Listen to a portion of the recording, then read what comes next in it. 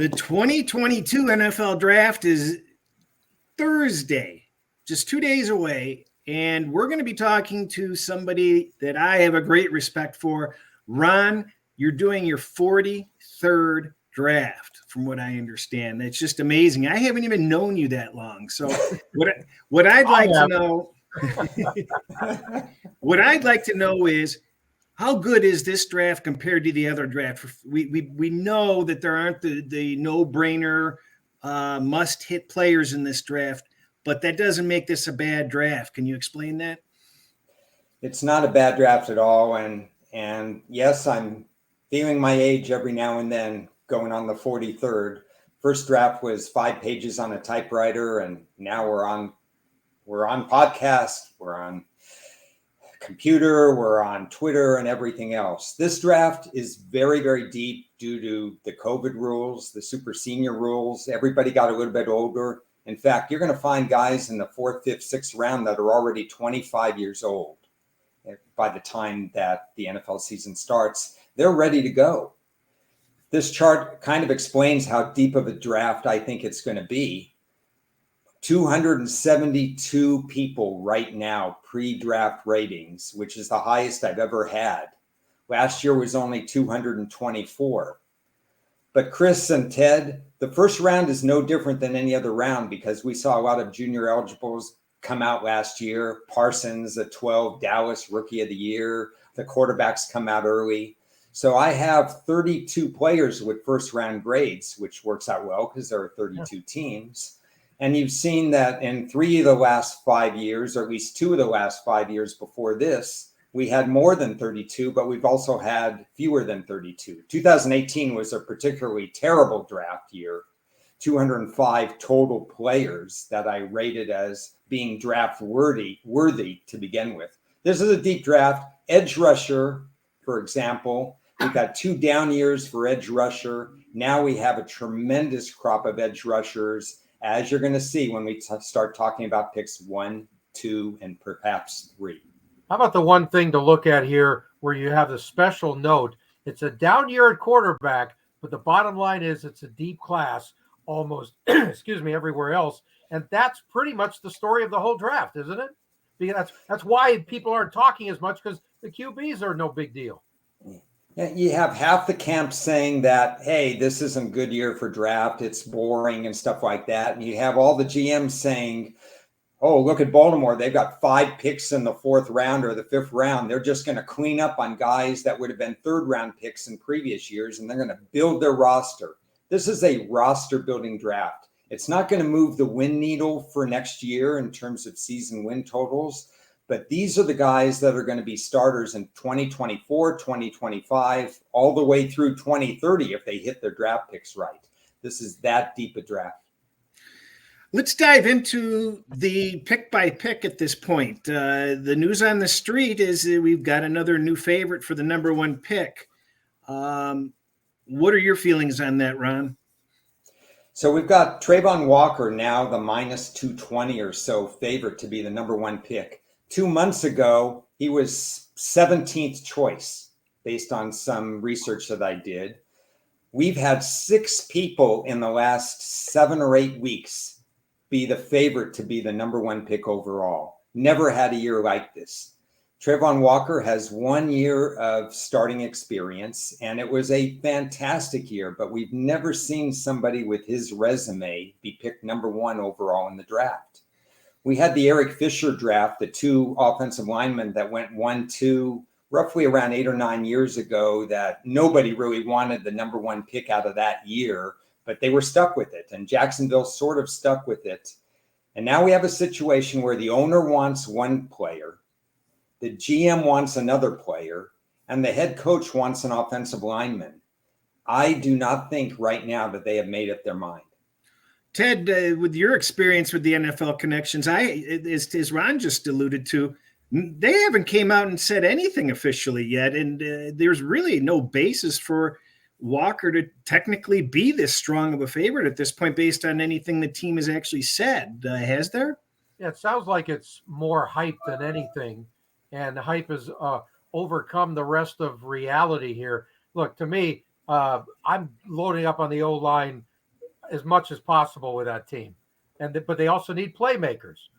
But you'll be able, according to Ron's depth chart here, you'll be able to get those guys later on. But to me, you got to build the lines up right now, and Jacksonville needs it badly. What do you think, Ron?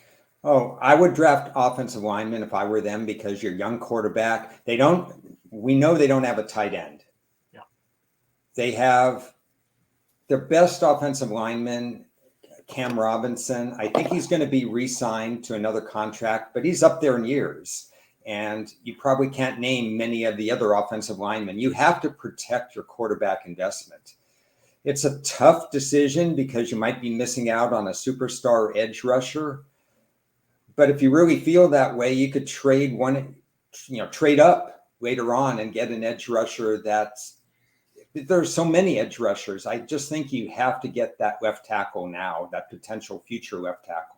And if you got Lawrence number 1 overall last year for a reason, if you don't protect him, you're throwing that pick away. I can't help but think that this is just kind of a smoke screen, because it came out too far ahead of the Thursday deadline, so to speak. But I don't know anything more than anybody else does. So what about my Lions, Ron? What do you think they're doing? I think they run up to the podium if they can get local product Hutchinson. They know that. They've had contingency plans. Everybody says, well, if they don't get him, maybe they go after Walker. I think it's actually Thibodeau that they're more interested in than Walker at number 2. The numbers 1 through 5, they're really shuffling around, and you hear a lot of rumors. Half the time you have to say, well, wait a second, discard those rumors. There's just GMs talking them up. And half the time, especially if you see the odds change drastically, like a Baker Mayfield situation a few years ago, then you start believing that somebody has some intel on this. So I think Detroit is honed in on Hutchinson, and they're prepared to take a different edge rusher if they don't get Hutchinson. Who do you favor between those two? Because, when Michigan played Georgia, that was actually the first time I really keyed in on watching him. And boy, he didn't do anything. Was that just a matter of being double teamed the whole time and just look bad, or is he overrated a bit? How do you read that? I think he's a player that the head coach and the player, they would just be in sync all the way through. I just think it fits that team that Hutchinson would work out. He'd give you 110%. He'd get his 6, 7, 8 sacks. He'd hold the edge down as far as having skills to protect against the run. I think there's less of a floor with Hutchinson, and I just think it's sort of the safe pick and sort of the right motivational pick for the team. And you mentioned quarterback as, the chatter in the background for Detroit. It just makes zero sense to pick some guy that you think maybe possibly will be a decent starter down the road. You got Jared Goff for now. He's fine for at least a few years and the length of his contract, and deal with that stuff later. I agree. I don't think the Lions, and everybody I've talked to that's a real fan, isn't worried about drafting a quarterback at all this year, because as we brought up in the last show, if you're not getting one of those early first-round quarterbacks, then you're going to be very lucky to have anybody of real help, so to speak. Houston, Ron, what are you doing there? Probably going to a comedy club. Houston yesterday traded picks 183 and 245 to move up 13 spots in the draft to get pick 170.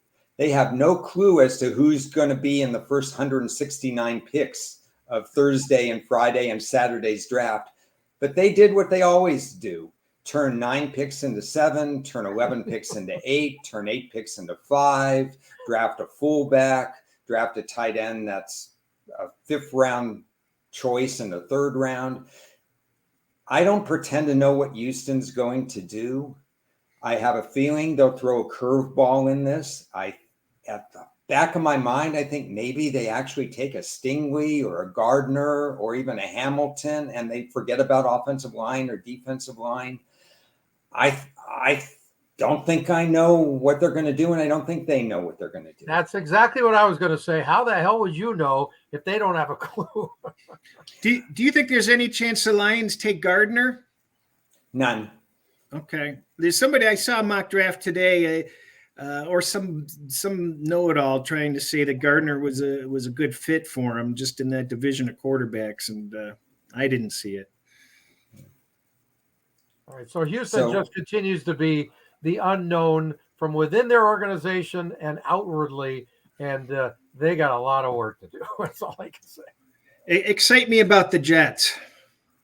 Well, the Jets, much like the Lions, have a chance to build a contender and a playoff team within 2 years, because the Jets have 4 of the first 38 or so picks, if I remember correctly, certainly a lot of early picks, and the Lions have 3 of the top 34. So the Jets have some decisions to make. They have 3 positions that are very important at picks 4 and pick 10. They can only cover 2 of them, and it matters where they get them. I think they are looking at offensive line. There's 2 top offensive linemen, 3 if you believe Chris Cross is a top offensive lineman. Cornerback, where Gardner, this is a spot where they could get Gardner, and I'll tell you why when we get to the Giants. And then the defensive line edge rusher, do they go after Thibodeau? There are a couple of people that I really respect in as far as the pulse on the New York Jets. And they say, don't overthink this. Just take Thibodeau. He's the best player in the draft. And it's coming from a source that I think is very interesting. Basically, that kind of has me thinking they're going to wait on offensive line, which may or may not be a mistake because they still have to protect their young quarterback. And they're going to go either Gardner or they're going to go Thibodeau. Okay. Giants are next, and here's the situation with the Giants. I mean, they're right behind there, and the Giants have their eye on Gardner probably because we could see a draft day trade of Bradbury. He's on the trading market. He had a very good 2021. If they lose him, they have an immediate cornerback void. I think they would take Gardner if at 5 or at 7. His prop, as we all know from earlier discussion, was over under 7.5 when it opened. And some of us were very excited about that because I thought his floor would be 7. And I still think his floor is 7. His draft prop has changed to roughly around 5.5 now because they don't know if the Giants are going to take him at 5 or if the Giants are going to take him at 7. They don't know about Houston. They don't know about the Jets. But Gardner is definitely in the mix for the New York Giants. They still need an offensive lineman, even though they signed a few in free agency. And then what if Thibodeau drops to them or Walker drops to them? The edge rusher, they were next to last in defensive sacks last year. The Giants, is it true that they have the lowest draft capital overall and the least amount of cap space available? It's right up there. I haven't studied it that closely because these teams know how to maneuver. Before they sign any draft prospects, they have to have a salary cap that's clear to do this. So they could still renegotiate contracts. I think if they do trade Bradbury, then that reduces their cap space or increases their cap space. So I'm not as worried about that. These teams find a way to creatively do this. How about bringing in with the new coach Dable and how he might come into play here from an offensive standpoint? That's his specialty.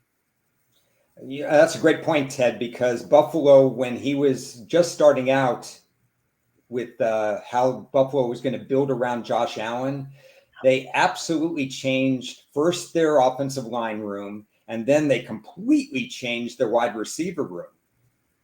So maybe you get a wide receiver at 7, but I think it's a little too early for that. I think they want to fix the trenches and get somebody deep there, but they're definitely going to be able to mix and match some offensive prospects. And running back, they're not sold on. This regime has no ties to Barkley, their running back. So we could see a running back selection day 2. I think it's quite common knowledge that 8 of the teams don't have a first round draft pick.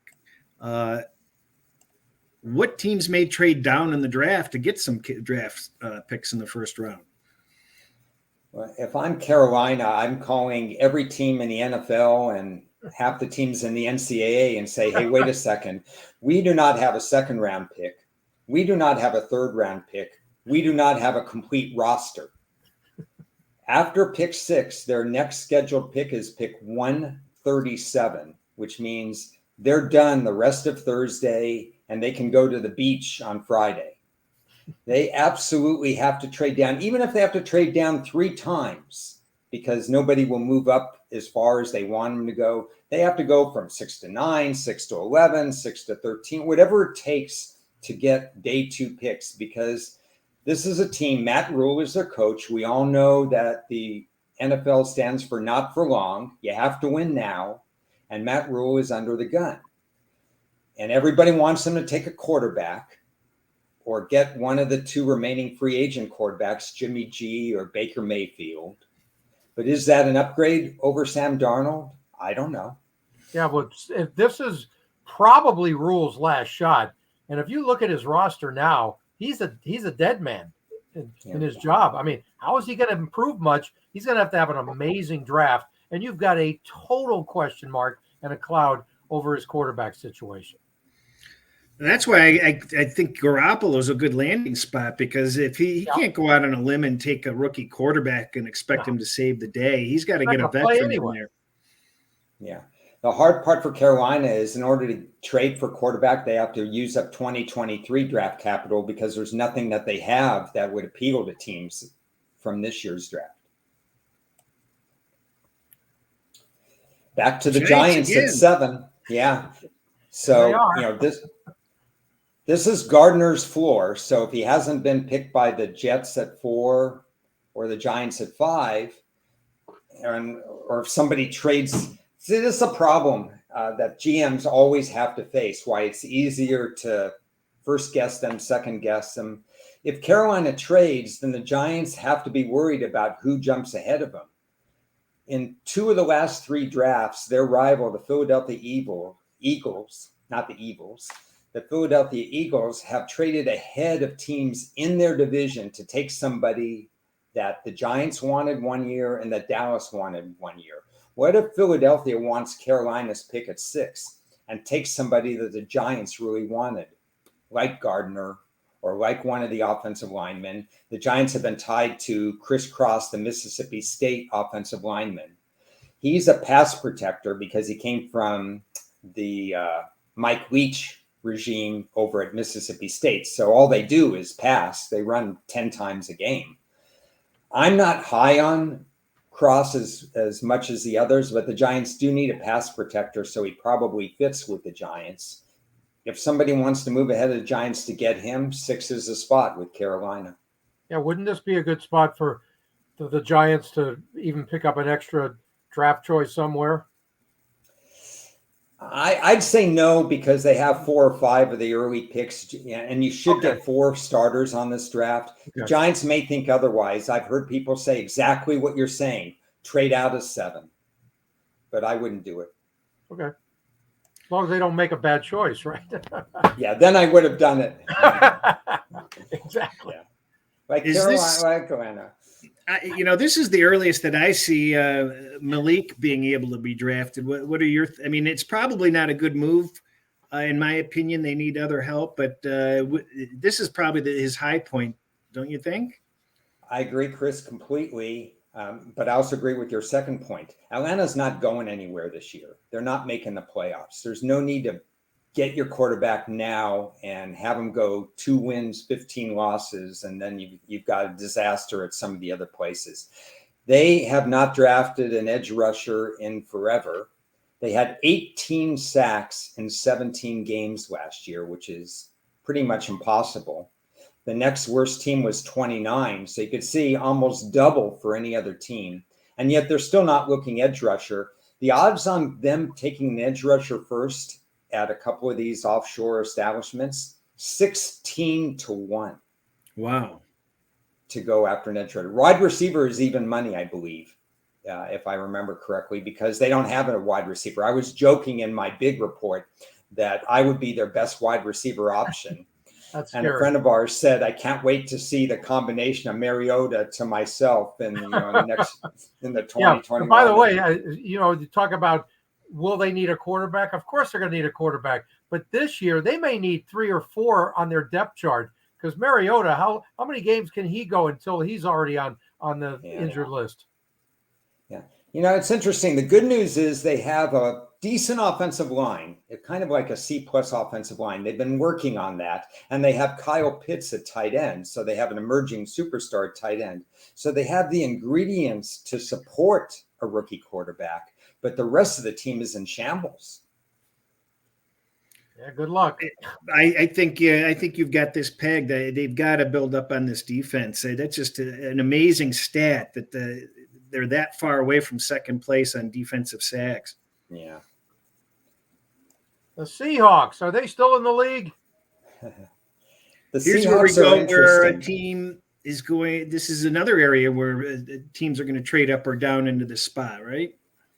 Yeah. Seattle, I think the last relevant player they drafted this early in the draft was, his name was Walter Jones, I think. Ted, is that correct? The offensive tackle? Yeah. Who, probably borderline Hall of Famer, actually. Really good player. So Seattle can draft it. Otherwise, Seattle takes a lot of off-the-wall kind of players. People that are not on other teams' draft boards. They have 9, 40, and 41. And I think they will take a quarterback, but I think they'll move up from 40 or 41, or just take somebody that might slide to 40 or 41. We could see Matt Corral slide all the way to 40, 41. He's starting to have some issues that teams are letting known out there in the public. Sam Howell will be there at 40 or 41. So Seattle, maybe it's a Malik Willis spot. Maybe they surprise us and go this way. But I think Seattle's going to actually look to trade back. As many needs as they have right now, and Pete Carroll's on the back end, way on the back end of his career. Now, I think, what is he, 71 or something like that now? I think he turned 70. 70, okay. Anyway, he can't be looking like 10 years down the road, because he's not going to be there 10 years down the road. They don't have a quarterback in this draft that's going to be good for the next 10 years. He's probably going to be a decent backup. So do you really need to take a quarterback here at all, and just try and build your roster and get a few playmakers in there and see what you could do? I think I look at this team as the same as the Belichick situation. You wonder why the guy's sticking around, and then when the next year comes, you realize, hey, there was a lot of stuff working behind the scenes we didn't see. And I think Seattle's, had their injury problems last year. Oh, yeah. And there's more to that team than we realize. We're not a last place team. No, they got a last place schedule this year. What I would do at 9, 40, and 41, I would go ahead and beef up the defensive line, beef up the offensive line. You could go wide receiver, but I'd get a safety there. They're not the Legion of Doom back there. You might even need 2 guys back there. And then I'd get Mayfield. That's what I thought too. That's what I thought too. And, you got some playmakers already on offense, which is great. And you can play with that for a year and see how that goes. Add a couple of pieces in the draft, but you got to build up both lines and keep yourself in the game. Yeah. They could do some creative things, and Seattle's very good. They used to turn 4 picks into 11 one year.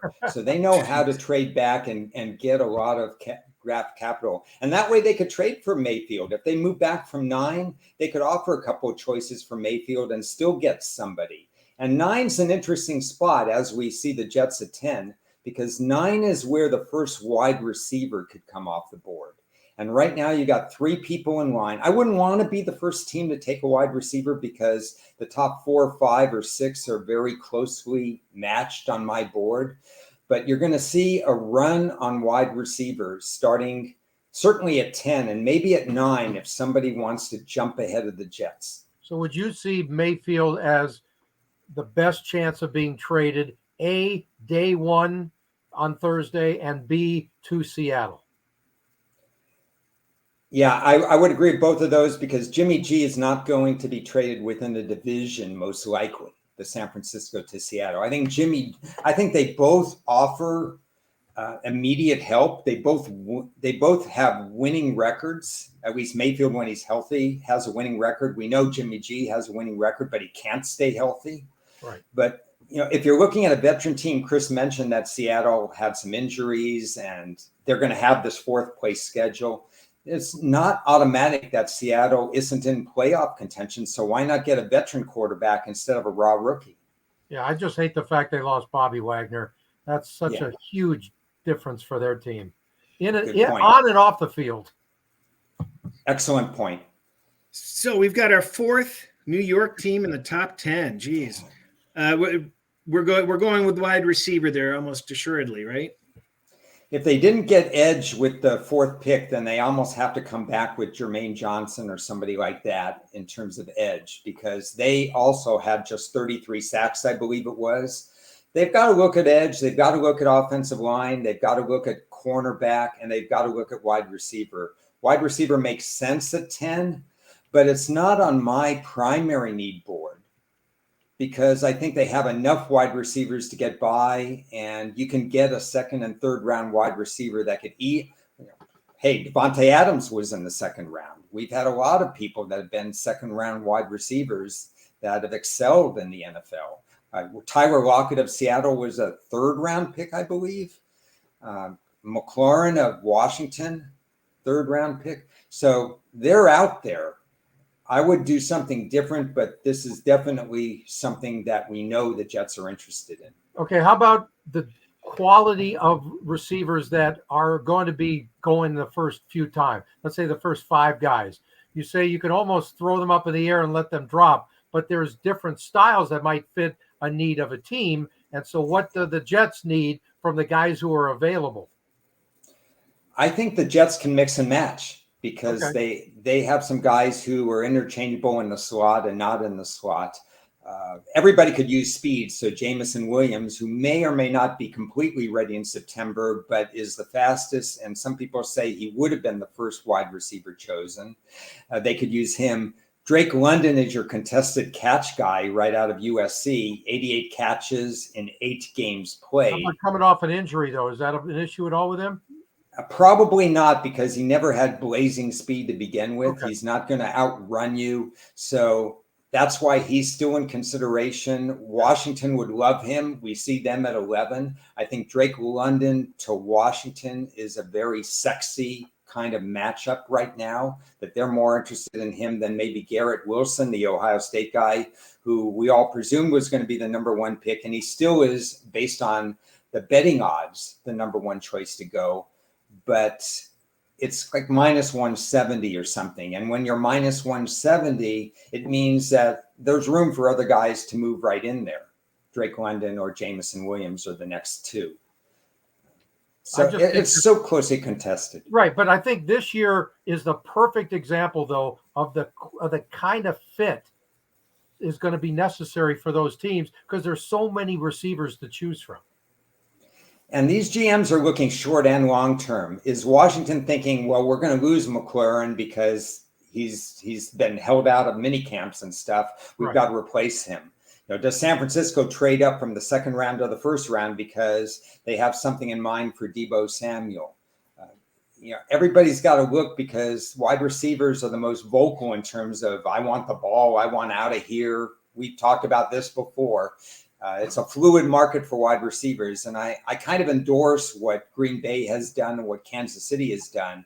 You take them at their peak when you can get so many draft choices for them, and you build on wide receivers with rookie contracts that are going to – Jamar Chase was a star immediately. Justin Jefferson was a star immediately. You don't lose much by drafting a rookie wide receiver with that kind of talent and potential. No, you don't lose much. You save a lot of cash is what you do. So you're looking at Philadelphia or New Orleans to be the top contenders to move into these spots we just covered. Exactly, because Philadelphia, Howie Roseman never met a trade that he didn't want. I mean, this guy is – would I set the over-under for 3.5 trades, and I would go over. He's positioning for something, and he wants to get if he sees somebody Washington wants, he's going to go ahead of them, because that's what they do. The Saints, they drafted 15 players in the last 3 years. They went through a 7-year stretch where they drafted either 32 or 33 players. They draft decently rated players. They just don't draft enough of them. And if they ever got the injury bug, they'd be dead. But the Saints are very likely to move up. They need a left tackle. They just lost their star left tackle to free agency, and they lost another guy, I think, to retirement. They don't have a sure thing at wide receiver unless you think Michael Thomas, who basically hasn't played in 2 years, is going to come back and do. He's not a sure thing to even show up. That's true too. So we know New Orleans has needs, and we know New Orleans is trigger happy. What we don't know is, because Sean Payton isn't there, whether he was the reason they were trigger happy. And we also don't know whether they want a quarterback. And let me give you a scenario about why I think Kenny Pickett might fit for New Orleans. And I mentioned this in the article. Kenny Pickett basically has very small hands. We've talked about that. I mean, really small hands. And he's played in Pittsburgh. So a lot of people said, oh, but he's played in cold weather, which is not true, because they played one game after Thanksgiving, I think, at all. It was probably a road game to begin with. Oh, okay. Pittsburgh isn't that cold until after Thanksgiving, but the NFL plays 7 games after Thanksgiving. But if he goes to New Orleans, they play in a dome. There are 3 rivals, and you know the NFL schedules divisional games, weeks 16 and 17. Their divisional rivals are Atlanta. They play in a dome. Carolina, relatively warm weather. Tampa, definitely warm weather. You know, if I'm Kenny Pickett, this is the place I want to go, and this is the place where he's most likely to be successful. They announced they've been touting the Wonderlic scores today, and boy, he was at the bottom of the barrel. You don't think that that's going to affect him much, Ron? Well, let's spend a couple minutes on Wonderlic, and I think it matters for 3 or 4 positions. I know it's an outdated test, being involved so much in the assessment field over the years. It's not a test that's widely used anymore, yet it actually carries some value for quarterback, for offensive center, for middle linebacker, and for safety. It's meaningless for running back. It's meaningless for edge rusher. It's meaningless for one-on-one cover cornerback. It's probably meaningless for some of the other positions, on the roster too. But yeah, you want to have a score in the low 20s at least in the Wonderlic, and so that is a little bit of a concern. It raises some of the, if you have a high score in a Wonderlic, it doesn't substitute for whether or not you can throw an accurate pass, of course, or whether or not you have arm strength. If you have a noodle arm like Matt Leinart used to have, he had all the smarts in the world, but he couldn't throw across the field. So you have to have that first, but it might be a factor. Although some of the offenses that they run these days with the RPOs and the first reads and the running quarterbacks, it's almost devaluating going for your second read and your third read. I don't know what you guys think of that. Yeah, well, I agree with everything you said. To me, it's always about the Wonderlic matters to a point, but how much does it show your decision making within a game? Yeah. Do you feel that that's ever an issue? What a Wonderlic score comes to play with that? Because to me, that's what I want to see. And if the guy's already proven that he's a good decision maker, even on and off the field, I want to know that more than I want to know your Wonderlic score. Yeah, it's like everything else. You go back and you look at the tape.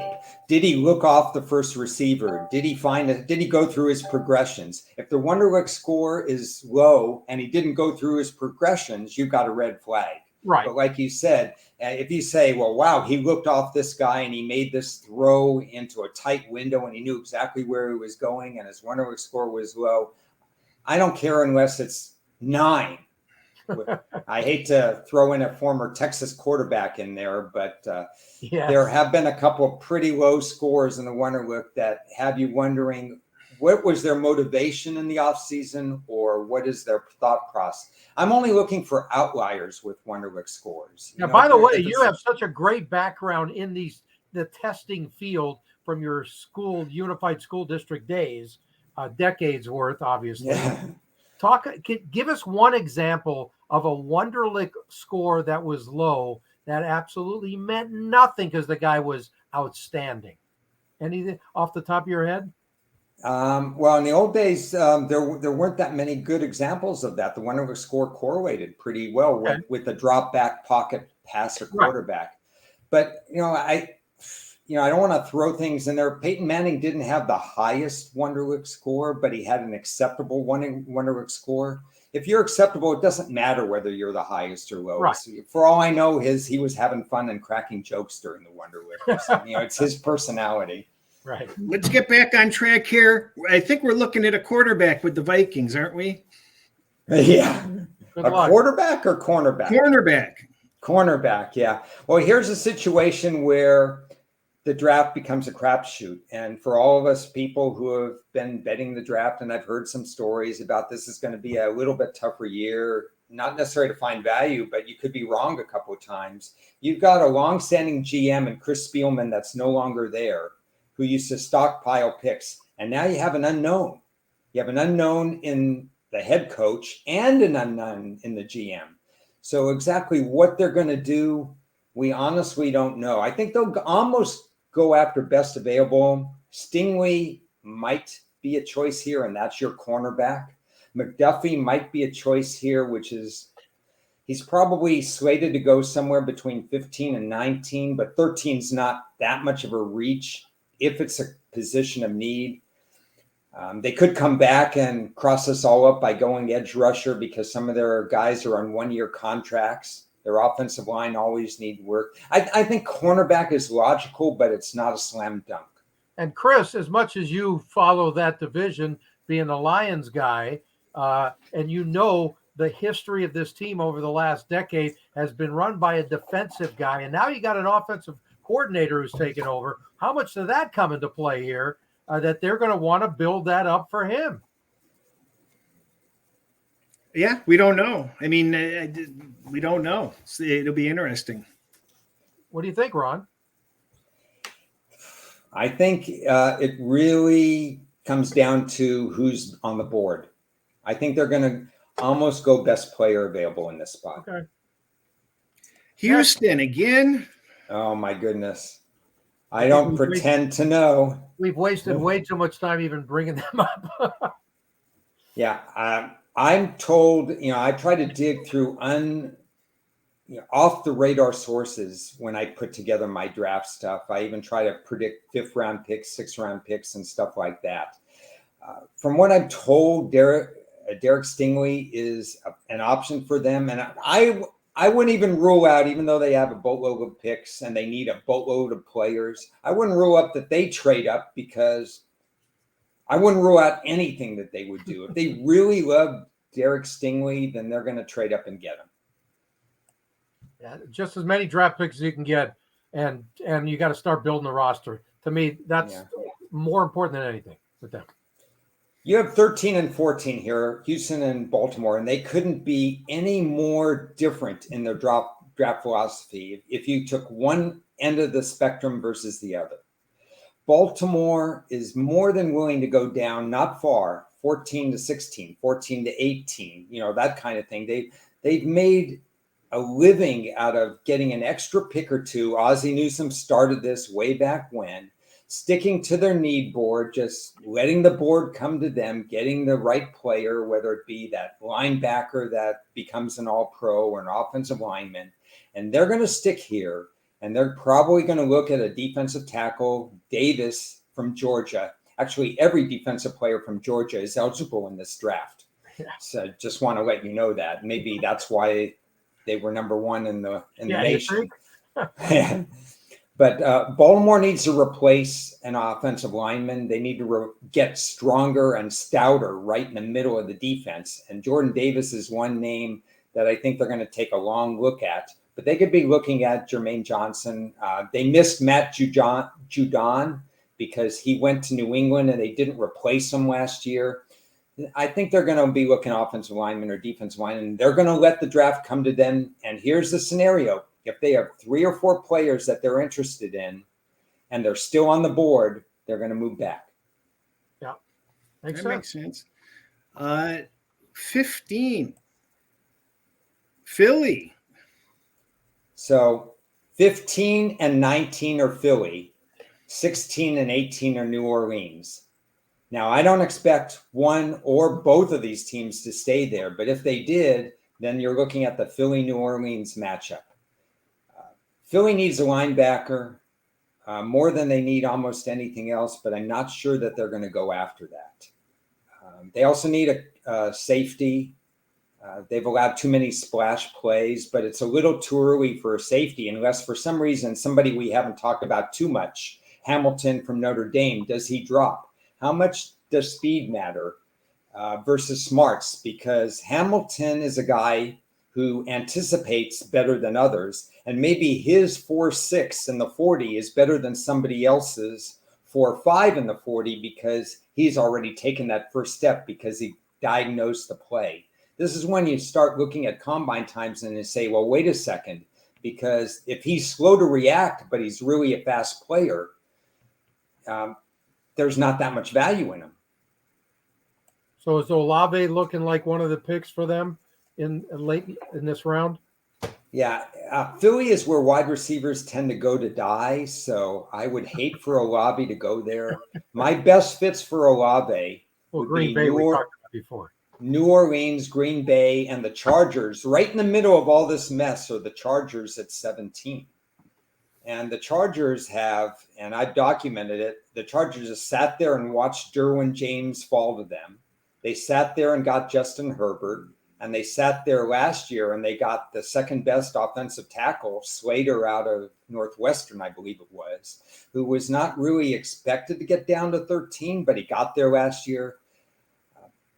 I think the Chargers are in great spot, but this is Olave territory. 15 to 22 is the wide receiver, Chris Olave. He's considered probably the fourth best wide receiver in the group if you look at composite rankings. And he started out about a month ago as over under 22 because of Green Bay's pick right there. And now they don't expect him to be there even at 17. He's 16 and a half on most boards. So does Green Bay move up? I wouldn't move up. Well, Green Bay hasn't. Green Bay has been so, as you know, as a fan of theirs, lackadaisical in the draft, right? That they kind of sit around. But if they want to get Olave, they're going to have to move potentially to as close to 16 as possible and give up some draft capital. I could see that happening, depending on how the wide receivers shake out early. If they go 10, 11, if somebody goes at 9, then you know the wide receiver run has started. And I can also see Green Bay waiting to 28 to take a wide receiver because that's just Green Bay. They may go in some other direction. Okay. The Saints, or are they going to be the Aints this year? You know, it's interesting because Ted mentioned defensive to offensive coach with a couple of organizations. You flip this now because Sean Payton's not there, and now you have their more conservative defensive guy there. So the play calling is going to be different. I already talked about the fact that quarterback would be in play. I wouldn't be really opposed if they just stayed and got Pickett, and then they got another player on the offense to match with him. Maybe that's an offensive tackle, the fourth best offensive tackle. It could be Trevor Penning. It could be one of the other guys that are rising up the draft board. This is a spot where you start to see the fourth or fifth offensive tackle go. So if they went quarterback offensive tackle, I wouldn't be opposed to that. But I would give, for defensive coaches, I would give them as much offensive firepower as I could. For offensive coaches like Kingsbury of Arizona, who really doesn't understand defense, I would give them as many defensive players as I can so that maybe talent rules out over coaching. Yeah, but my question is, from their quarterback standpoint in New Orleans, what do? You get a Pickett. When realistically is he going to be available to be a starter? And how much does that affect this team now when you need some other stuff? And he's not like a high-end, he's going to run the show for the next 15 years kind of guy. You know, It's interesting with Pickett. Pickett is ready to play now in the right system. Okay. So New Orleans, let's just say they got Isaiah Lively or Trey McBride, one of these great tight ends in the second or third round that's going to be available. And they paired him with the offensive line, which is already pretty good. And Pickett's been in school for 5 years already. He's thrown more passes than any of these other guys. He's the one guy who you could plug in if you had the right environment around him and say, yeah, he could start, but you don't have to rush him because you're counting on a couple of the guys that they have already. But if he's needed in the 8th game of the season, I could see him fitting with this team. So it's sort of Mac Jones-like in this respect? Yes. Okay. Yes. Okay. And to get Mac Jones, the 2 tight ends that Belichick did in free agency before he arrived was the key to making Mac Jones successful. And none of the other rookie quarterbacks had that scenario. Well, we're halfway through the draft, and we're gonna cut off the first half here, and we're gonna zip through with a second video of the bottom half of the draft. So it'll be much faster than this one, but we don't want to extend this video too long. So we'll be back with 17 through 32, and we're going to have a discussion of the teams that don't currently have a first-round pick and what they may do. So thanks for joining us for this video, and we'll be back with the second half soon.